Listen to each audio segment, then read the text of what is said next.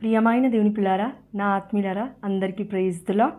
ఈరోజు పరిశుద్ధమైన వాక్యాన్ని ధ్యానించుకోబోయే ముందు పరిశుద్ధాత్ముడి యొక్క సహాయాన్ని అడుగుదాము. పరిశుద్ధుడా, ప్రేమ కలిగిన తండ్రి, మాకు ఇంకొక రోజునిచ్చినందులకు నీకు స్తోత్రమయ్యా. చూస్తున్న నీ బిడ్డలందరినీ మీ పరిశుద్ధమైన పాదసంలో అప్పజెప్పుచు, మరి వారు ఆశిస్తున్న ప్రతి ఆశని మీరు సంతృప్తి పరుస్తారని మేము విశ్వసిస్తూ, అదేవిధంగా ఈరోజు ధ్యానించుకోబోతున్న వాక్యాన్ని దీవించండి తండ్రి.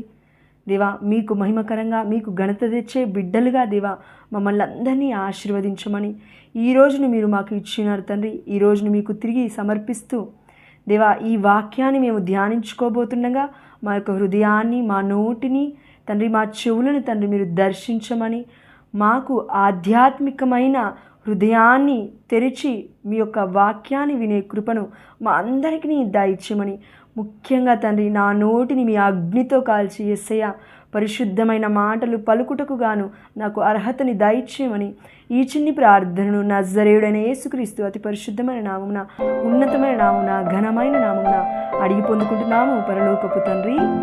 ఆమేన్.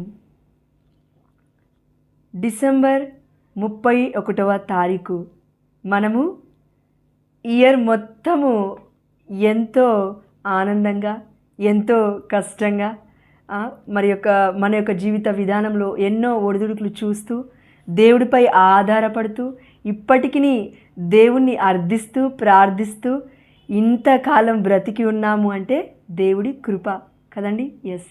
అయితే ఈ డిసెంబర్ 31కి ఉన్న గొప్ప స్పెషాలిటీ ఏంటి అని అంటే, పవిత్ర తిరుకుటుంబ మహోత్సవ పండుగ.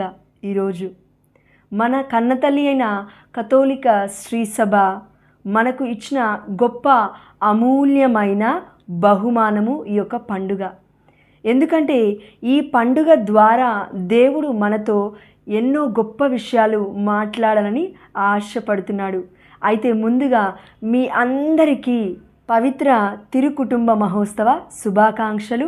అదేవిధంగా అమ్మ మరియ తల్లి, జోజప్ప గారులు, మన పరిశుద్ధమైన బాలయేసు మధ్యవర్తిత్వ ప్రార్థన ద్వారా మన అందరి కుటుంబాలు చల్లగా దేవుడి నీడలో నిండుగా ఆశీర్వదింపబడాలని కోరుకుంటున్నాను. అదేవిధంగా మనస్ఫూర్తిగా ప్రార్థిస్తున్నాను దేవుణ్ణి.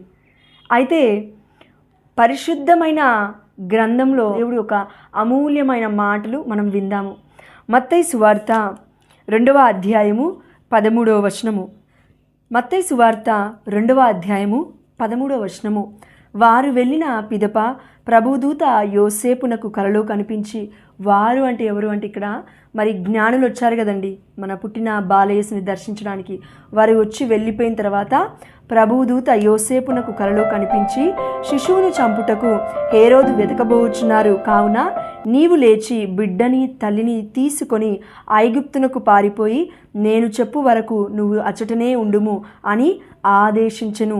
అంతటా యోసేపు లేచి ఆ బిడ్డను తల్లిని తీసుకొని ఆ రాత్రి అందే ఐగుప్తునికి వెళ్ళిపోయారు అని మనం పరిశుద్ధమైన వాక్యము ఇప్పుడు చదువుకున్నాం కదండి. అయితే ఈ యొక్క వాక్యాలని మీరు గుర్తుపెట్టుకొని ఇంకొక మంచి ఎగ్జాంపుల్తో ముందుకెళ్దామండి మనం. అదేంటంటే, తిరుకుటుంబం గురించి మనం ధ్యానించుకుంటున్నాము కాబట్టి ఈ ఎగ్జాంపుల్ మనకెంతో అవసరం. ఒకానొక స్త్రీ ఒక జడ్జ్ గారికి ఇలా ఒక ఉత్తరాన్ని రాస్తుందండి. అదేంటంటే, ఈ రోజుల్లో చాలామంది తల్లిదండ్రులని మరి కుమారులు కరెక్ట్గా చూసుకోవట్లేరు, బాధ్యతగా వారి యొక్క బాధ్యతను నెరవేర్చట్లేదు. అంటే అమ్మని నాన్నని వృద్ధాశ్రయంలో వేస్తున్నారు, వారి యొక్క హక్కును వారు పాటించట్లేరు, వారి యొక్క బాధ్యతను వారు మర్చిపోయి బాధ్యతారహితంగా ఉంటున్నారు. కాబట్టి మరి ఆడపిల్లలమైన మాకు ఆ బాధ్యత ఇస్తే, తల్లిదండ్రులు చూసుకునే బాధ్యత ఇస్తే మేము ఎంతో గొప్పగా సంపూర్ణంగా మా తల్లిదండ్రుల వారిని చూసుకునేవారము. కాబట్టి మీరు ఒకవేళ ఈ పర్మిషన్, ఈ హక్కు ఆడపిల్లలకి ఇస్తే ఏ తల్లిదండ్రులు కూడా వృద్ధాశ్రమాలలో ఉండరు. ఆ యొక్క ముసలి మఠాలు అంటారు కదండి, ముసలివారి మఠాలు అనేటివి ఉండవు అని లెటర్ రాసింది, ఉత్తరాన్ని రాసింది జడ్జి గారికి. అయితే ఆ జడ్జి గారు తిరిగి ఇలా రాస్తున్నారు, ఎంతో ఓర్పుతో ఏమనంటే, మీరు చెప్పింది కరెక్టే, ఆడపిల్లలకు ఈ హక్కు ఇస్తే తల్లిదండ్రులను చాలా గొప్పగా చూసుకుంటారు. అయితే మన భారతదేశంలో మరి వృద్ధాశ్రమాలు, ఆ యొక్క ముసలి మఠాలు అనేటివే ఉండవు. ఒకవేళ ఆడపిల్లలకే నేను ఆ హక్కు ఇస్తే. కానీ ఏ అమ్మాయి అయితే పెళ్ళైన తర్వాత తన అత్తామామని తన తల్లిదండ్రుల వలె చూసుకుంటుందో, బాధ్యతగా వారితో ప్రేమగా ఉంటుందో, అలాంటి వారు కూడా మరి వృద్ధాశ్రమాలు అవసరం లేదు, ఏ ముసలి మఠాలు కూడా అవసరం లేదు. కేవలం భారతదేశంలోనే కాదు, ప్రపంచవ్యాప్తంగా ఇలాంటి ఆశ్రమాలు అవసరమే ఉండదు అత్తామామని ప్రేమించేవారు ఉంటే అని తిరిగి ఎంతో గొప్పగా ఆన్సర్ని ఇచ్చాడంట ఉత్తర రూపంలో ఈ జడ్జి గారు తనకి. అంటే ఎంత గొప్ప మాట చూడండి. అంటే ఒక బిడ్డగా ఉన్నప్పుడు నీవు తల్లిదండ్రులు చూసుకుంటున్నావు, ఓకే పర్లేదు. కానీ ఒక కోడలిగా నువ్వు ఉన్నట్లయితే నువ్వు గుర్తుపెట్టుకోవాల్సిన విషయం ఇక్కడ ఒకటి ఉంది. అదేంటంటే అమ్మా నాన్ననే కాదు, అత్తామామని కూడా నువ్వు అమ్మా నాన్నగా స్వీకరించాలి. ఎందుకంటే ఇప్పుడు నీ ఇల్లు అమ్మా నాన్నలు ఉంటున్న ఇల్లు కాదు, అత్తామామలు ఉంటున్న ఇల్లే. ఎందుకు అనంటే నీ భర్త నీలో సగభాగం కాబట్టి, మీరిద్దరూ ఏక శరీరులు కాబట్టి. అయితే ఈ తిరుకుటుంబ మహోత్సవం యొక్క గొప్పతనం ఏంటంటే మన కథోలిక శ్రీసభ మనకు గుర్తు చేస్తుంది. ఇదిగో నీ కుటుంబం ఎలా ఉంది? ఈ యొక్క తిరుకుటుంబం వలె కట్టబడిందా, లేకపోతే కూలిపోతుందా? మరియ తల్లి, జోజప్ప గారులు, యేసు ప్రభుల వారు ఎలాగైతే ఐక్యంగా ఉన్నారో, ప్రేమగా ఉన్నారో, అలాంటి కుటుంబాన్ని నువ్వు కట్టుకోగలుగుతున్నావా? లేకపోతే ఉన్న ఏదో సరికాస్త సగం సగంగా ఉన్న కుటుంబాన్ని మొత్తము నీ ప్రవర్తన ద్వారా కూల్చివేస్తున్నావా అని దేవుడు మనందరి కుటుంబాలని ప్రశ్నిస్తున్నాడు. కాబట్టి మనం అందరము గుర్తుపెట్టుకోవాల్సింది ముఖ్యమైనది అదేంటి అనంటే, నిన్ను ఏ విధంగా ఇతరులు ప్రేమించాలి అని నువ్వు ఆశపడతావో అదేవిధంగా నీవును మొదటిగా వారిని ప్రేమించాలి. అప్పుడే అన్ని కుటుంబాలు చాలా ఆనందంగా, చాలా సంతోషంగా, ఎంతో గొప్పగా వర్ధిల్లుతాయి అని ఈ తిరుకుటుంబం ద్వారా, పవిత్రమైన తిరుకుటుంబం మహోత్సవము రోజున దేవుడు మనతో మాట్లాడుతున్నాడు. ఈ పండుగకి దేవుడు మన బాధ్యతని గుర్తు చేస్తున్నాడండి. మన కుటుంబము ఈ యొక్క తిరుకుటుంబం వలె ఉందా అని ఆత్మ పరిశీలన చేసుకుంటూ పరిశుద్ధమైన వాక్యాలను ధ్యానించుకుందాం. అయితే ఈ యొక్క ధ్యానాంశంలో 4 అంశాలు దేవుడు చూపిస్తున్నాడు. మొదటిగా దేవుడి వాక్యానికి, దేవుడిచ్చిన ఆజ్ఞలకి మనము లోబడి జీవిస్తున్నామా? అయితే మరియ తల్లి, జోజప్ప గారులు, యేసు ప్రభుల వారు గొప్పగా జీవించారండి. అదేంటో మనందరికీ తెలుసు. ఇదే మత్తయి సువార్త 1వ అధ్యాయము 20వ వచనం మనం చూసుకున్నట్లయితే, యోసేపు ఇట్లు తలంచుచుండగా ప్రభుదూత కలలో కనిపించి, దావీదు కుమారుడగు యోసేపు, నీ భార్యను స్వీకరించుటకు నీవు భయపడవలదు. 24వ వచనము, నిద్ర నుండి మేలుకొనిన యోసేపు ప్రభుదూత ఆజ్ఞాపించినట్లు తన భార్యను స్వీకరించెను. అంటే దేవుడు ఆజ్ఞాపించినట్లే చేశాడు యోసేపు గారు. అవునా? ఎస్, అవును. అదేవిధంగా మనం లూకాసు వార్తలో చూసుకున్నట్లయితే 1వ అధ్యాయంలో మరియ తల్లికి గాబ్రియేలు దేవదూత వచ్చి చెప్తుంది, ఇదిగో అనుగ్రహ పరిపూర్ణురాలా, నీకు శుభము, ఏలినవారు నీతో ఉన్నారు, నీవు గర్భాన్ని ధరించబోతున్నావు, పరిశుద్ధాత్మ ప్రేరణ ద్వారా పుట్టిన శిశువుకి యేసు అని పేరు పెట్టు అనిన తరువాత మరియ తల్లి ఇస్తున్న సమాధానం ఏంటండి? ఇదిగో నేను ప్రభువు దాసురాలను, నీవు చెప్పిన విధంగా నాకు జరుగునుగాక అని. అంటే యాక్సెప్టెన్స్. అమ్మ మరియ తల్లి కూడా దేవుడి యొక్క వాక్యానికి లోబడింది. అదేవిధంగా యేసుక్రీస్తుల వారు పుట్టినప్పటి నుంచి అదేవిధంగా శిలువపై మరణించేంతవరకు మనం చూసామండి. దేవుడు ఆజ్ఞలకు లోబడుతూ, దేవుడి చిత్తాన్ని అడుగుతూ ప్రార్థించారు. అదేవిధంగా పరిశుద్ధమైన జీవితాన్ని జీవించున్నారు. ఏది జరిగినా నా దేవుడి చిత్తమే, నా తండ్రి చిత్తమే అని దేవుడికి లోబడ్డాడు దేవుడి కుమారుడు. అవునా? అయితే ఇది మొదటిగా దేవుడు మనకి చూపిస్తున్నాడు. దేవుడి వాక్యానికి, దేవుడి ఆజ్ఞలకి వాళ్ళు లోబడి జీవించారు.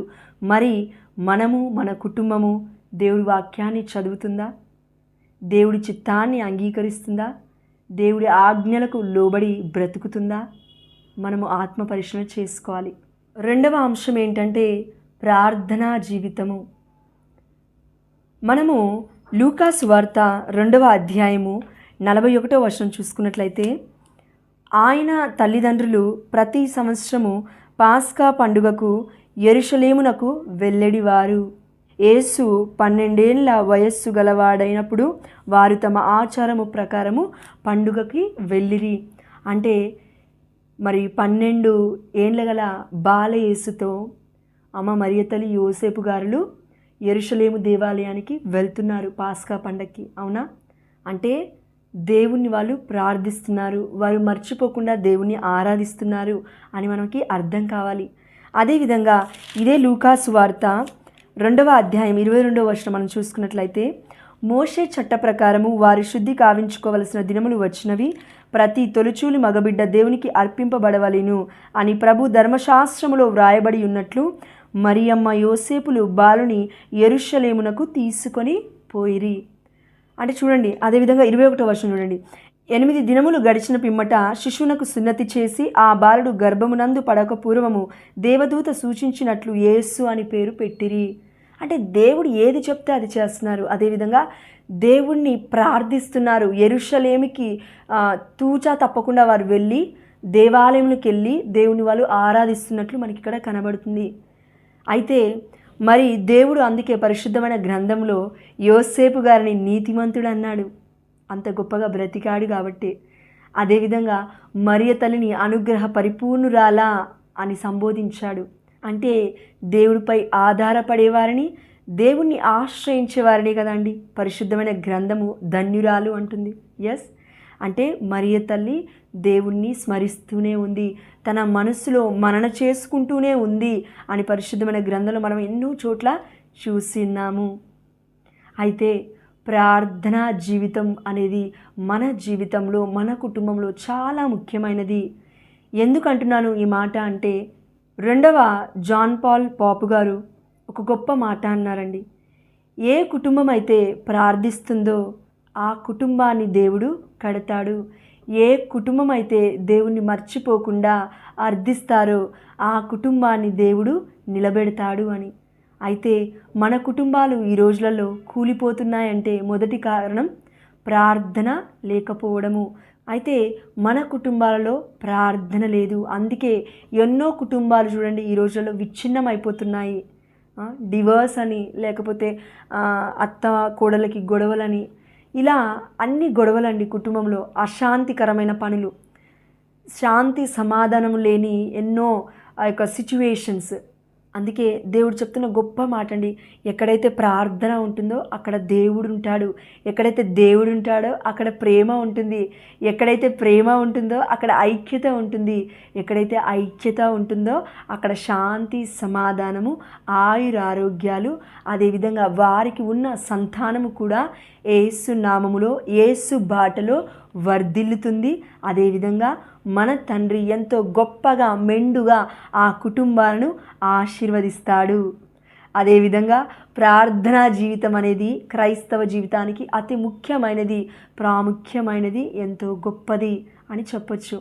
3వ అంశం మనం చూసుకున్నట్లయితే, మన కుటుంబ జీవితంలో ఓర్పు, సహనం ఉందా? ప్రేమ ఉంటే ఓర్పు ఉంటుంది, అవునా? ప్రేమ ఉంటే సహనం ఉంటుంది. అలా అని మరి పెళ్ళైన కొద్ది రోజులు 6 months 1 year ఉండే ప్రేమ అనబడదండి. అది లవ్ అనబడదండి, అది లస్ట్ అవుతుంది. కాబట్టి ప్రేమ అంటే ఎంత గొప్పదంటే, నువ్వు చనిపోయేంత వరకు నీ భర్తతో ఆ యొక్క బాండింగ్ని, ఆ యొక్క బంధాన్ని కోల్పోవద్దు. అది ప్రేమ అంటే నీ భర్తకి విధేయత చూపించాలి దేవుడి యొక్క పరిశుద్ధమైన వాక్యం చెప్పిన విధంగా. అదేవిధంగా నువ్వు ఒక భర్తగా ఉన్నట్లయితే చనిపోయేంత వరకు నీ భార్యని ప్రేమించాలి పరిశుద్ధమైన వాక్యము చెప్తున్నట్లుగా. అయితే భార్య భర్తల బంధము, వివాహ బంధం అనేది ఘనమైనది అని పరిశుద్ధమైన గ్రంథం చెప్తుంది. కాబట్టి ఆ బంధాన్ని వేరుపరచరాదు అని దేవుడు చెప్తున్నాడు. కాబట్టి అలాంటి బంధాన్ని విడిచిపెట్టుకోకుండా ఓర్పు సహనం కలిగి విధేయత చూపిస్తూ ప్రేమను కలిగి మనము జీవిస్తే తప్పకుండా దేవుడు మన ప్రార్థనను ఆలకించి తప్పకుండా మన కుటుంబాన్ని నిలబెడతాడు, తప్పకుండా ఆశీర్వదిస్తాడు. ఒకవేళ భర్త భార్య ఎవరైనా బాగోలేకపోతే, అంటే వారి యొక్క ప్రవర్తన కరెక్ట్గా లేకపోతే, మంచి భర్తకి భార్య కరెక్ట్గా లేకపోతే, మంచి భార్యకి భర్త కరెక్ట్గా లేకపోతే ప్రార్థిస్తే దేవుడు తప్పకుండా వారిని మారుస్తాడు. ఒకనాడు పునీతురాలైన మౌనికమ్మ గారు ప్రార్థిస్తే తన భర్తని దేవుడు మార్చలేదా అండి? అదేవిధంగా దేవుడు మారుస్తాడు. కానీ మనలో ఓర్పు ఉండాలి, సహనం ఉండాలి, ముఖ్యముగా ప్రేమ ఉండాలి. ఎందుకంటే పరిశుద్ధమైన గ్రంథంలో మనము 1 కొరింథీ 13వ అధ్యాయంలో చూసుకున్నట్లయితే ప్రేమ సమస్తాన్ని భరిస్తుంది అని ఉంటుందండి. గొప్ప మాట. ఇదిగో నీకు ఎన్ని వరాలున్నా ఎన్ని ఫలాలున్నా ప్రేమ లేకపోతే నీవు వ్యర్థుడవే. మరి ప్రేమ సమస్తాన్ని భరిస్తుందన్నప్పుడు, ప్రేమ సమస్తాన్ని సహిస్తుందన్నప్పుడు నీ ప్రేమ నీ భార్యని భరిస్తుందా? నీ భర్తను సహిస్తుందా? అసలు ప్రేమ కలిగి జీవిస్తున్నారా? అత్తామామకి మీ ప్రేమను పంచుతున్నారా? అమ్మా నాన్నకి నీ ప్రేమను చూపించగలుగుతున్నావా? నిన్ను కన్నా నీ తల్లిదండ్రుల్ని నీవు ఆదరించగలుగుతున్నావా? కాబట్టి ప్రియమైన బిడ్డలారా, దేవుడు చెప్తున్న గొప్ప మాట ఇదిగో, ఏ కుటుంబంలో అయితే ఓర్పు సహనం ఉంటుందో ఆ కుటుంబంలో ప్రేమ నిండుగా ఫలిస్తుంది.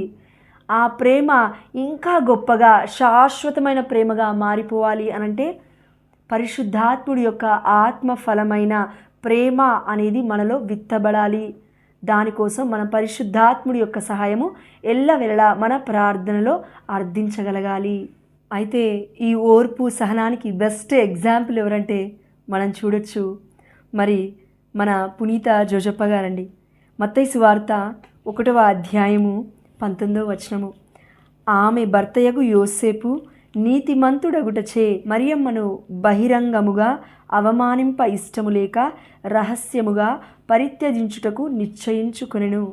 చూడండి, పబ్లిక్లో మరియతల్ని పెట్టలేదండి, రహస్యముగా మాట్లాడదాము అని నిశ్చయించుకున్నాడు. అలాంటి నీతిమంతుల వలె మనమును జీవించాలి అని దేవుడు ఆశపడుతున్నాడు. అదేవిధంగా మరి గొప్ప మాట ఏంటంటే మరి ఈ యొక్క జోజప్ప గారికి ఉన్న గొప్ప ఓర్పు సహనం అనేది ఇంకా మనం ఎక్కడ చూడొచ్చు అంటే ఇదే మత్తయి సువార్త 2వ అధ్యాయం 13వ వచనంలో చూసాం కదండి. తన బిడ్డని అదేవిధంగా మరియ తల్లిని తీసుకొని ఐగుప్తునికి వెళ్ళిపోయాడు దేవదూత చెప్పగానే. చూడండి, దేవదూత చెప్పగానే వెళ్తున్నాడు, దేవదూత చెప్పగానే వస్తున్నాడు. అంటే మరియ తల్లిని తీసుకెళ్తున్నాడు, బిడ్డని మోసుకెళ్తున్నాడు. అంటే ఎంత బాధ్యత ఉందండి జోజప్ప గారికి. తండ్రి గొప్పవాడు కదండి. అలాంటి గొప్ప బాధ్యతని, తండ్రి స్థానాన్ని ఈ యొక్క లోకంలో దేవుడు జోజప్ప గారికి ఇచ్చారు. దాన్ని కంప్లీట్గా సంపూర్ణమొనర్చారండి ఈ యొక్క జోజప్ప గారు. కాబట్టే నీతిమంతుడు అని పరిశుద్ధమైన గ్రంథం చెప్తుంది. అలాంటి ఓర్పు, అలాంటి సహనం, విసుక్కోకుండా గొనుక్కోకుండా మరి తల్లిని బిడ్డని కాపాడుతున్న జోజప్ప గారు ఎంత గొప్పవారండి. అలాంటి భర్త వలె నీవున్నావా అని దేవుడు ప్రశ్నిస్తున్నాడండి. చివరిగా 4వ అంశం మనం చూసుకున్నట్లయితే పిల్లలు తల్లిదండ్రులకు విధేయత చూపించాలి. ఇక్కడ పిల్లలు అనగానే మీరు మీ పిల్లలు అనుకోకండి. ఓకే, మీ పిల్లలు కూడా, చిన్న చిన్న పిల్లలు కూడా వస్తారు. అదేవిధంగా మనమును మన తల్లిదండ్రులకి పిల్లలమై ఉన్నాము, అవునా? ఎస్. అయితే మనము మన తల్లిదండ్రులకి మనము బిడ్డలము కదా. మన తల్లిదండ్రులకి మనం విధేయత చూపిస్తున్నామా? ఎందుకు ఈ మాట అన్నానంటే ఫిలిప్పీలకు రాసిన లేఖ 2వ అధ్యాయము 8వ వచనం చూసుకున్నట్లయితే యేసు ప్రభుల వారు తను ఉన్నంత కాలము ఈ లోకంలో తన కుటుంబ సభ్యులకి విధేయుడై ఉన్నాడు అని పరిశుద్ధమైన వాక్యం చెబుతుంది. ఈ లోకంలో ఉన్నప్పుడే యేసు ప్రభుల వారు మరియ తల్లి జోజప్ప గారి మాటలు వింటూ దేవుడి యొక్క చిత్తం ప్రకారము పెరుగుతూ దేవుడి యొక్క జ్ఞానాన్ని పెంపొందించుకుంటూ మరి మరియ తల్లికి యోసేపు గారికి ఒక ముద్దు బిడ్డగా ఈ లోకంలో పెరుగుతూ వారికి విధేయత చూపిస్తూ ఉన్నారు. 33.5 ఏండ్లు ఊరికే కాలేదు కదండి, ఊరికే గడవలేదు కదండి. అది మనం గుర్తుపెట్టుకోవాలి. అయితే మనమును మన తల్లిదండ్రులకి ఏ విధంగా విధేయత చూపిస్తున్నాము అని దేవుడు అడుగుతున్నాడు. ఎందుకంటే మనందరికీ తెలుసండి, 4వ ఆజ్ఞ 10 ఆజ్ఞలలో ఏంటండి? తల్లిదండ్రులను గౌరవించుదువుగాక. నిర్గమాకాండము 20వ అధ్యాయము 12వ వచనం ఒకసారి చూడండి. చివరిగా, మీ తల్లిదండ్రులను గౌరవింపుడు, అట్లయినా మీ దేవుడైన యావే మీకు ప్రసాదించిన దేశములో చిరకాలము జీవింతురు. చూడండి, గొప్ప ఆశీర్వాదము. ఇక్కడ ఆజ్ఞ తర్వాత ఆశీర్వాదం ఉందండి. మీరు తర్వాత ఆజ్ఞలు చూడండి. హత్య చేయరాదు, వ్యభిచరింపరాదు, దొంగతనం చేయరాదు, పొరుగువారిని వ్యతిరేకముగా కూటసాక్ష్యం చెప్పరాదు. ఇలా కొన్ని ఆజ్ఞలు ఉన్నాయి, అవునా? ఈ యొక్క 4వ ఆజ్ఞ, మీ తల్లిదండ్రులను గౌరవింపుడు అన్న తర్వాత, ఇదిగో నీవు దీర్ఘాయుష్మంతుడు అవుతావు అని దేవుడు చెప్తున్నాడు. నీవు ఉన్న ఆ యొక్క దేశాన్ని నీకు నివాస స్థలముగా చేస్తాను, అక్కడ నిన్ను మెండుగా ఆశీర్వదిస్తాను అని నూతన నిబంధనలో కూడా దేవుడు ఎన్నో చోట్ల చెప్పాడండి. ఎవరైతే తల్లిదండ్రులను గౌరవిస్తారో, మరి అలాంటి బిడ్డలుగా మనం ఉన్నామా అని దేవుడు ప్రశ్నిస్తున్నాడు. ఎందుకంటే చివరిగా ఒక వచనం చూద్దామండి. సిరాపుత్రుడైన యేసు జ్ఞాన గ్రంథము 3వ అధ్యాయం ఒకసారి చూడండి. బిడ్డలారా, మీ తండ్రి అయిన నా పలుకులు ఆలింపుడు, నేను చెప్పినట్లు చేసినచో మీకు భద్రత కలుగును. అదేంటి? ప్రభువు బిడ్డల కన్న తండ్రిని గౌరవించును. ప్రభువు తల్లికి బిడ్డల మీద హక్కును కల్పించెను.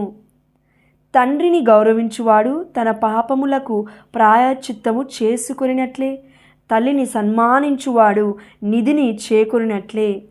తండ్రిని సన్మానించు పుత్రుని అతని పుత్రులు సంతోషపెట్టుదురు, అతని ప్రార్థన దేవుడు ఆలించును.